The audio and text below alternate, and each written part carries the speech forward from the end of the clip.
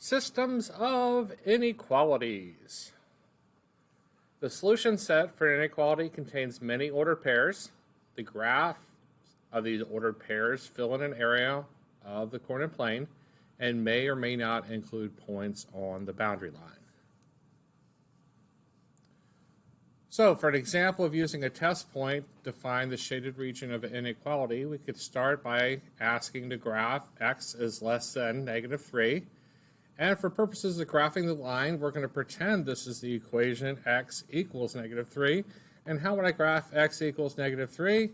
Well, I have a vertical line. I'd go to -3 on the x, and I would draw a vertical line straight up and down.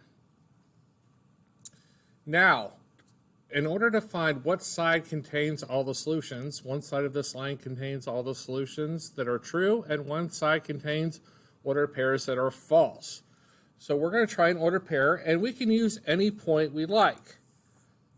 I like to use 0, 0 as often as possible because using 0, 0 for my test point here at the origin makes my math really easy. Multiplying by 0, adding 0, those tend to be really easy operations, really easy equations to solve. So 0, 0 is a great test point, but if your line is going through 0, 0 or near 0, 0, any point can work as a test point.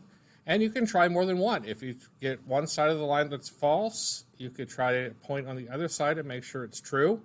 So any test point will work, but for ease of problem, 0, 0 tends to be the most commonly used one, but feel free to use any point you like. So let's look at if I use 0, 0 for a test point. So I'm going to use 0, 0, and I'm going to take the point 0, 0 and plug in the x value into x is less than -3.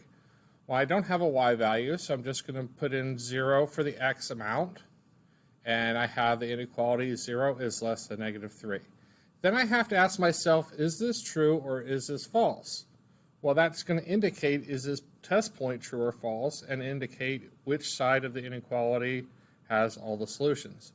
So 0 is actually greater than -3, not less than, so this is false. So if 0, 0 is false, then all the points on this side of the line are false, and all the points on the other side are true. And I always want to shade the true area, so I can take my pencil and I can shade the left side of the line. So I'm shading the side with all the correct points. And yellow and blue pencils work great because then when I have any areas that overlap, we know that yellow and blue make green. But if you just have a regular pencil, you can shade in one direction, and then if we have two inequalities, you could shade in another direction and show where they overlap with just a regular pencil as well. All right, let's look at a new one. Let's say we have graph y is less than or equal to 4. So if I'm graphing that inequality, I want to put in the solutions. I want to use a test point. Well, first I'm just going to graph y equals 4. So I have a horizontal line, y equals 4. And I'm going to graph that. And then to decide which side to shade, I want to use a test point. I'm going to use like 0, 0. So if I put 0 in for x and 0 in for y, my test point, I actually don't have an x value, I just have y. So I can put in 0 is less than -4. And we can see if that is a true or false statement. Is 0 less than or equal to 4? Well, that is a true statement. 0 is less than 4, so that is true. So when I'm deciding to shade below this line or above the line, trying to shade my solution area, since I got 0, 0 is true, if this point is true, that means all the points on this side of the inequality are also true. So I'm going to shade below it. So your shaded area always has where your true solutions are located. So what is the difference between the dotted line and the solid line? Well, the dotted line we used in the blue line for x is less than -3, and on y is less than or equal to 4, we used a solid line, and we use a solid line if your inequality contains any part of an equal sign, less than or equal, greater than or equal, to show that points that fall on the line are included in the solution. Use a dotted or dashed line if you have less than or greater than to show that those points are not part of the solution area. So the dotted lines contain everything up to the line but not on the line, and the solid line would contain points that are on that line would be part of our solution. So anything with an equal is going to be a solid line. Just greater than, just less than is going to be a dotted or dashed line. So if we look at our shaded regions, we have both inequalities we graphed. We have x is less than -3, and we have y is less than or equal to 4. What do these shaded regions mean? So the blue area up here, these are the points that only worked in the top equation, x is less than -3. What does the yellow region represent? Well, these are the points that only worked in this inequality, y is less than or equal to 4. Where the green are the solutions for both. The yellow and blue overlap to make this green area, and this is what our goal is. All these points are solutions that work at both inequalities. These are the solutions we're looking for. And the white, they didn't work in anything, but our goal was this yellow and blue overlap that make the green area with all the correct solutions. So, which ordered pairs are solutions to the system of inequalities? 1, 5. Well, if I go right 1, up 5, I'm up here in the white area. That's not a solution. -4, 0. Left 1, 2, 3, 4, up or down 0. That is a good solution. That's in the green area. That's a solution to the system of inequality. 1, 1. 1, 1 is right here in the middle of the yellow area, and that is not a solution. How about -5, -5? Left 1, 2, 3, 4, 5. Down 1, 2, 3, 4, 5. -5, -5 is definitely a solution right in the middle of the green area. So all the green area are the solutions for the inequality. All right, I think you guys are ready to try one on your own.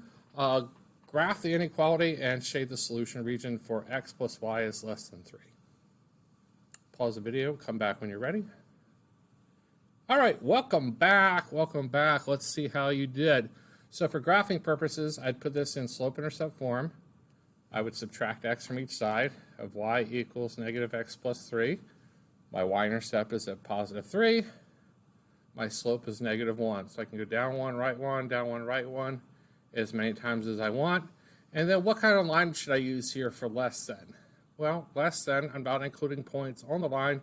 I'm going to use a dotted or dashed line for that. Now I need to decide, do I shade above the line? Do I shade below the line? We'll try a test point.